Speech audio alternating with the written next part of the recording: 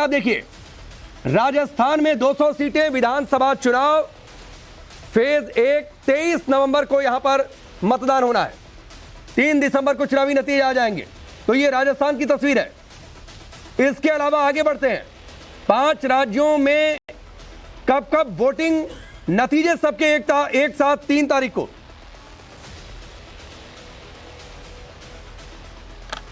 भंवर इस वक्त हमारे साथ जुड़े हुए, सीधे उनका रुख करते हैं। भंवर, 23 तारीख 23 नवंबर राजस्थान में एक चरण में चुनाव, 25 सालों का ट्रेंड बरकरार रहेगा या फिर ट्रेंड टूटेगा?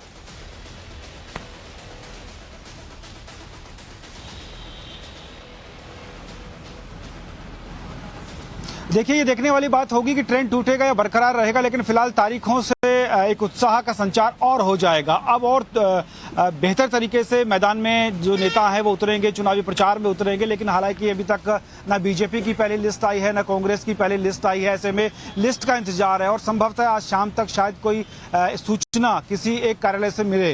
हो सकता है बीजेपी से वो लिस्ट आ जाए, हो सकता है कांग्रेस से वो लिस्ट आ जाए, लेकिन इंतजार है। और इस समय बात करें हम कार्यालयों की, चाहे बीजेपी हो चाहे कांग्रेस हो, बाहर आई हुई आप देखेंगे बैनर पोस्टर हटे पड़े और रास्ता इंतजार कर रहा था। और अब तारीखों के बाद, जब 23 तारीख का ऐलान हो गया है, तो इस तारीख के बाद अब और अच्छे तरीके से मैदान में नेता नजर आएंगे।